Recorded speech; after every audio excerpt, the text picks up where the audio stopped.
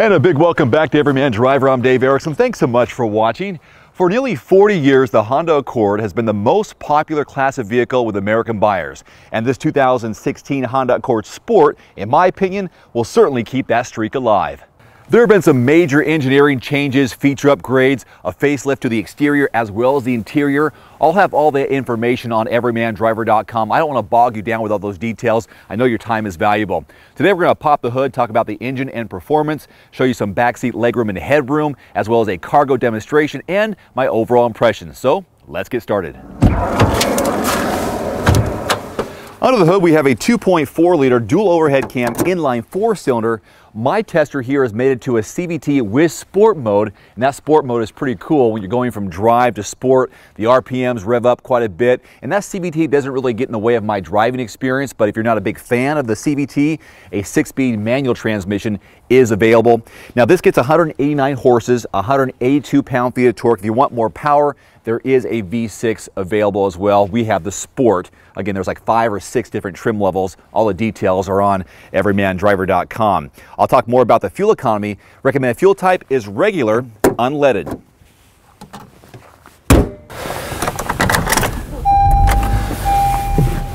Now the estimated fuel economy rating on my tester is 26 city, 35 highway for an average driving number of 30. Now here's what I've done so far this week. There's my top line. I'm the History A, that's my trip A.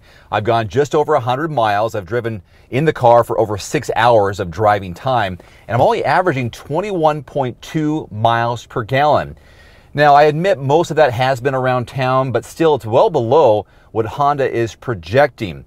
But you can see based on previous history, the person who drove this to me from Seattle, they put about 400 miles on it and they averaged 28.2 miles per gallon. Now, the third previous drive, you see all the way down, they averaged 30.2, but that was almost 1,300 miles. So of course it's gonna vary based on your driving habits, but that's been my experience so far this week.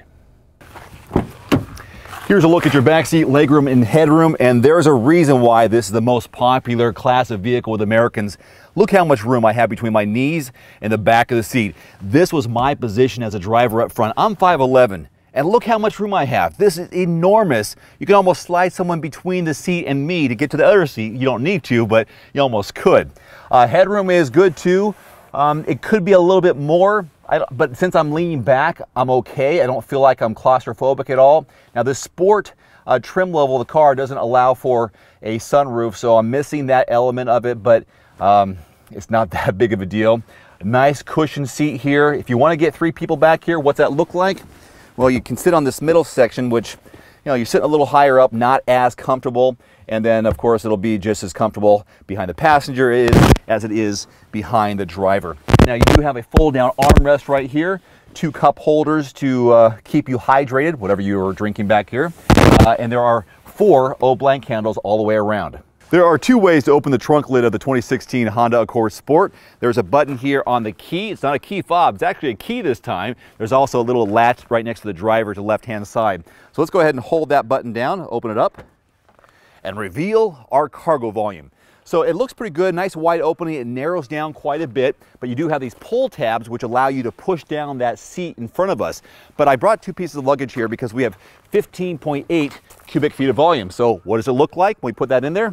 Well, this one's pretty obvious. That's gonna fit no problem. The big one fits back well too. And I can even slide it over here.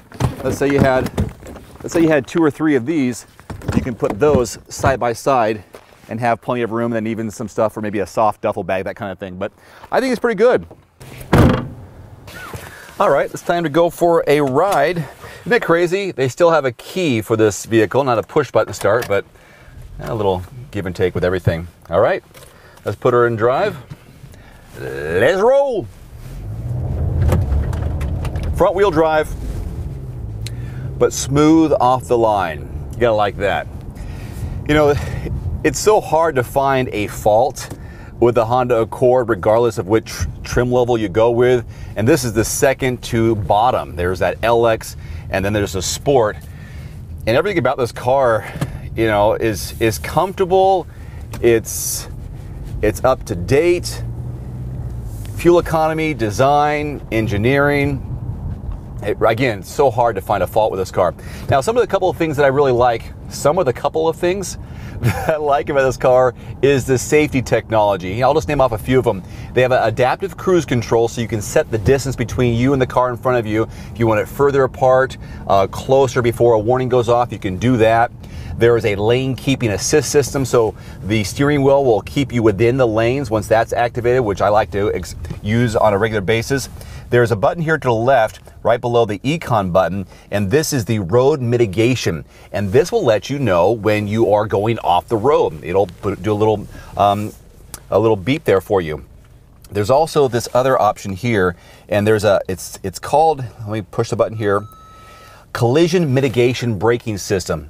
Fantastic. Let's say you're going down the road and you're just going the speed limit, but a car in front of you has stopped.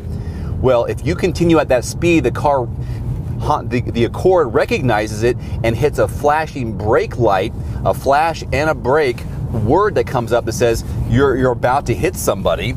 And that, again, that is called the collision mitigation braking system. I keep it on, and it's a great warning. You can even go at a very slow speed, 25, 35 miles per hour, and you're just going along, not a big deal, but the car in front of you hasn't left the stoplight yet. It'll go off and let you know that there's a collision that is about to happen, unless you take action, which I do, and no one wants to get in an accident. All the usual suspects here in the steering wheel, which are great. You got your Bluetooth technology, of course, up to speed with everything. There's even a USB port here in the center console, just below the center stack area. The right-hand side, you have all the options for cycling through your instrument cluster, which is pretty straightforward. 3 main dials, and if you notice here as you're driving, there's a green ring around the center. Now, that green ring is brightest when you're driving the most economical. If you hit the accelerator, it goes to a kind of a grayish color, letting you know that you're not as economical. And maybe that's been part of my problem driving this week. That's why I've got poor gas mileage. Plus, I've also used the sport mode a few times. So right now, let's say I'm in drive. I'm gonna go down, keep the accelerator at an even pace, put it into sport, and automatically it jumps up just a little bit. You might not be able to hear it now because I'm going around 25 miles per hour, but if you're going along the speed limit at 40, 45, heading onto the highway, you drop it down into the S mode, the sport mode, it jumps up, and you really do feel like a sporty experience, which I like as well. Spaciousness and comfort here in the front 2 seats.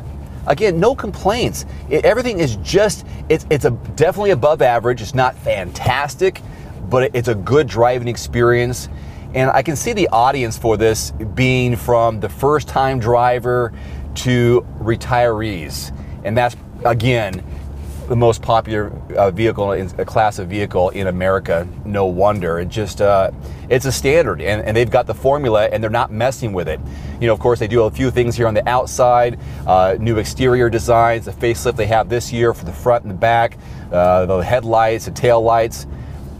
It's great. You know, one thing here in the center stack that you don't see in this one is the dual screen, which is fine with me. I wish I had a few more upgrades, which you can probably do with the navigation, that kind of stuff here in the center. But I got it pretty standard, one screen for a display, and then all the normal buttons here. A lot of buttons. It kind of looks a little bit on the busy side, but I'm okay with it because I'm used to the Honda lineup, so it's fine.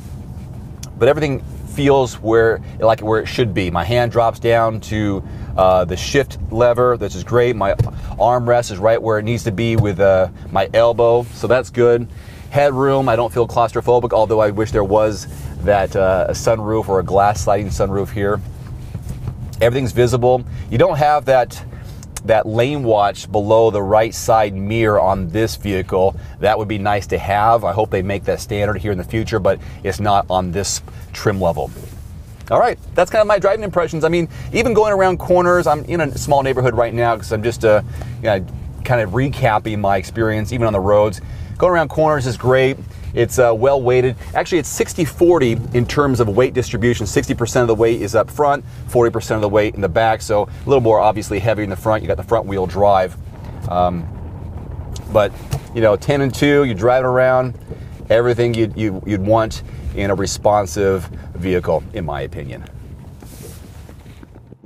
There are 6 trim levels on this vehicle. The LX Sport, right there, EX, EXL, EXL V6, and Touring. The MSRP range on these vehicles is $22,000 to $34,000. Our tester right here with no extras on it, $26,700. It is dollar for dollar one of the best vehicles I think you can buy. It is absolutely worth a look and a test drive. I would give it my recommendation for sure. Thanks so much for watching. By the way, check out everymandriver.com because now we feature articles in Spanish. Thanks for watching. Adios.